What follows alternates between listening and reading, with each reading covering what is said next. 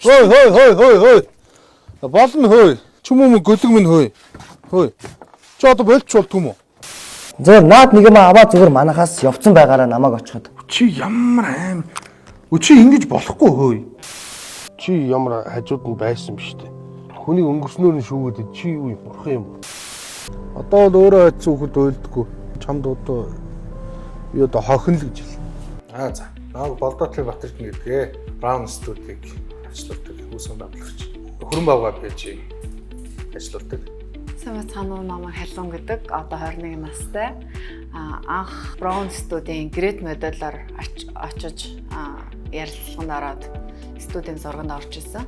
Тэгээд тэрнээс хойш ингээд шалгараад ер нь хамт контент бүтээгээд яг студийнхаа чиглэлээр ажиллаж байгаа.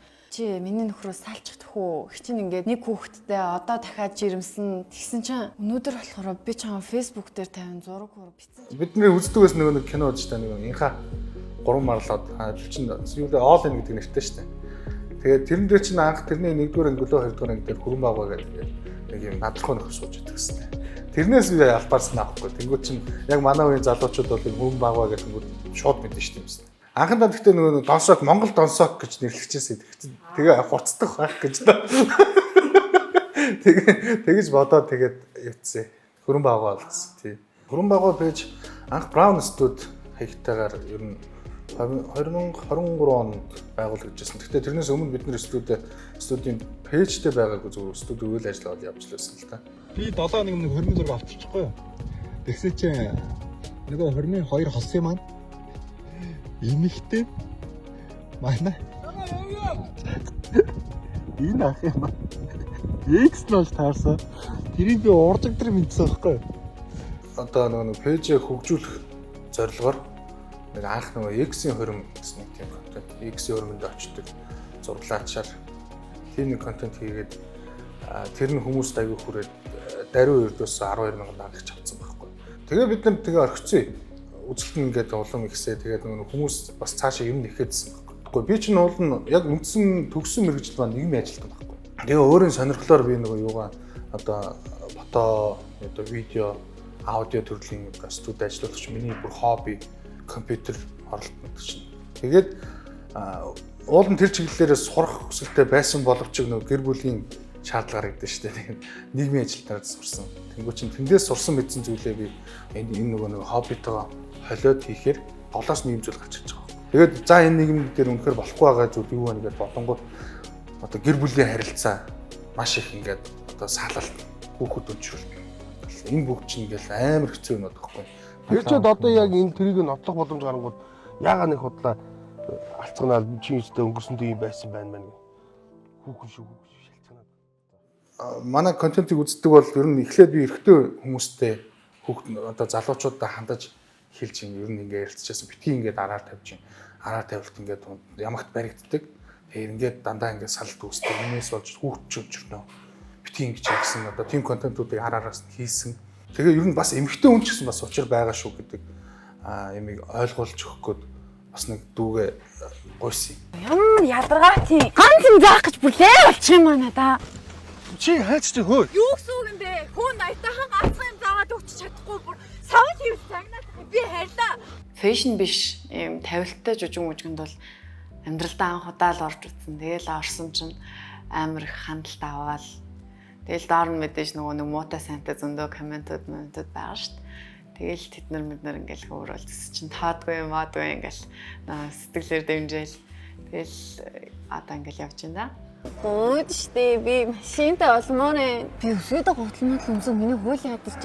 Надад нэг арга байна заа. Чи машин зарж байгаа юмтай сууч. Чи юу гэдэгтэй таа би. Тэгэл машинтай штэ. Би явлаа блэ чи. Хөөе. Хараа.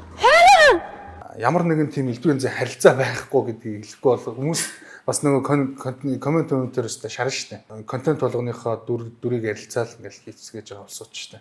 Манай бүх контент тавилттай байдаг шүү. Тэрийг хэлэхгүй болохгүй шүү. Тавилттай хийгддэг байгаа шүү. Тэгээ зохиолтой тэр чин тус-тусын ингээд хариуцсан дүртэй тийм хийж байгаа шүү. Хариулж амжаагүй чат дугаар 2, дугаар 1, дугаар 4. Гэдэг охины чат. Нэг ийм чат ирсэ. Тэрийг танарт сонирхуулъя. Сайн байна уу? Намайг Т гэдэг. Би одоо 18 настай л да. Сүүлийн контентыг үзээд сэтгэл шулуудан бичгээр орж ирлээ. Охин маань одоо 5 настай. Тэгэхээр чинь 21, 20, 19, 18, 10. Тэгээ хариулж амжаагүй чат гэдэг контент хийдэн одоо би ч ингээ хүн болгонд хариулаа бичээд байж амжихгүй шүү дээ. Зарим нэг нь бүр залгаж орж ирнэ. Тэгээд өдөөсөө ингээ бараг хамт уугаа суу ухааны юм ярина. Одоо өөртөө чинь танилцъя гэн юу ч юм тэгж ярьж орж ирдэг байхгүй хүмүүс чинь. Тэгэл би ахаа ингэчлээ эхнэр хүүхд маань салаа явчлаа. Тэгэл ер нь бол аймаар их орж ирнэ. Байнгын өдөр болгоо ер нь бол. Тэгээд тэр жутгаараа тийм чатнууд бас амар их. Тэнгүү чин тэндээсээ ингээл хардаг. За ер нь хамгийн их түлхүү байгаа одоо хандлт өгж байгаа над руу орж иж байгаа гэвэл насан туршаагүй охтууд жирэмсэлцэн гэсэн.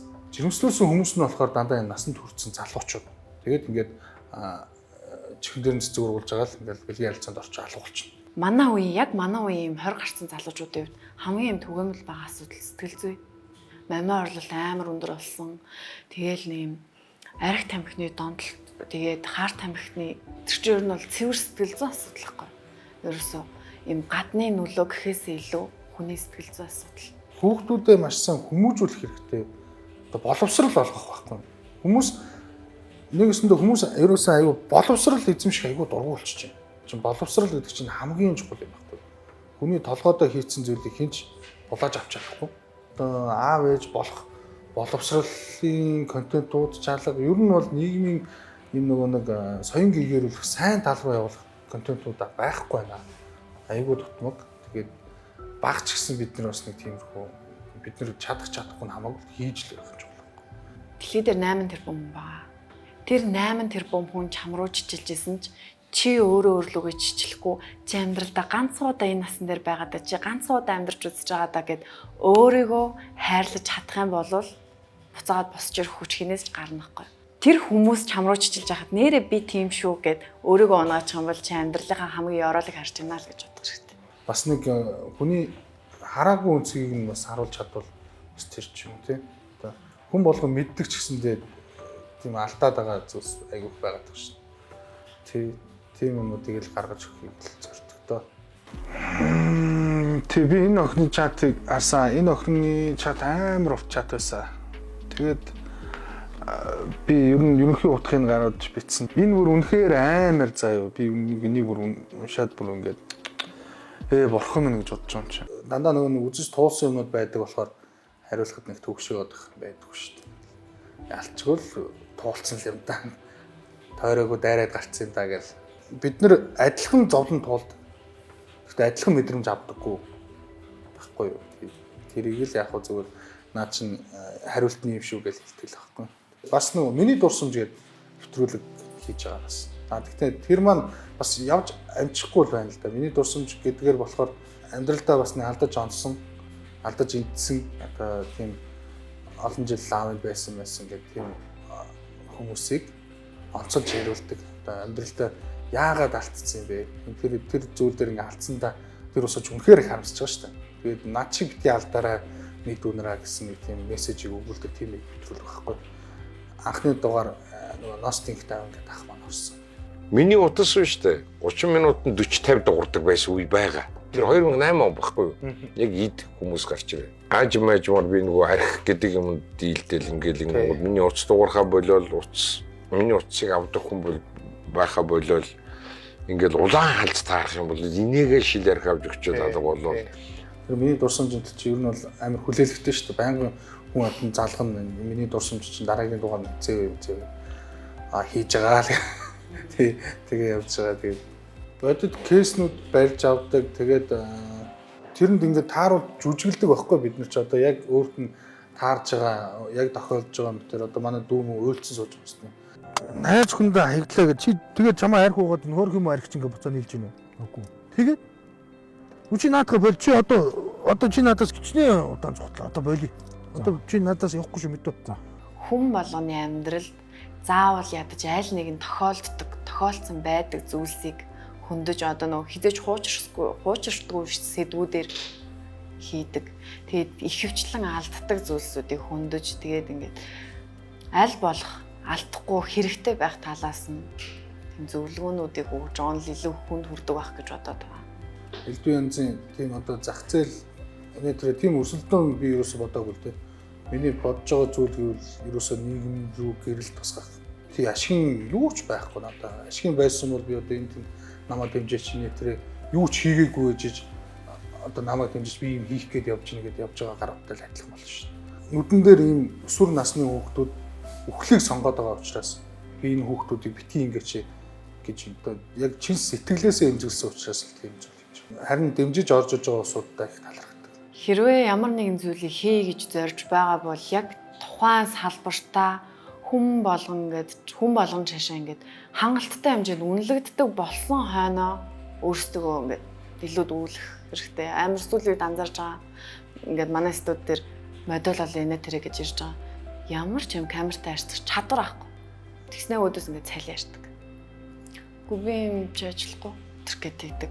Ийм юм бол ер нь бол хэрэггүй. Өөртөө чаддаг болцсон аа бол тэр чинь гуйсан гуугаагүй өссөн үсээгүй та хэдийн үнийн санал гэд ингээд өсгөн штэ үнэлэмж мэтэр. Тэр зүйл дээр л амар их анзаарэгдэж байгаа зүйл. Хэлмээр байдаг зүйл гэвэл боловсрал эзэмших ядаж ингээд одоо ингээд маш олон чатнууд ингээд уншингууд англиар хүртэл алдаа тавьчих чинь. Тэг ингээд гаргахад аюу хэцүү. Галгалж уншиж шүү дээ нөгөө чинь. Юу тэгээд ингээд үсгэлэн ингээд тэр аюу тийм хүндэлтэй санагддаг.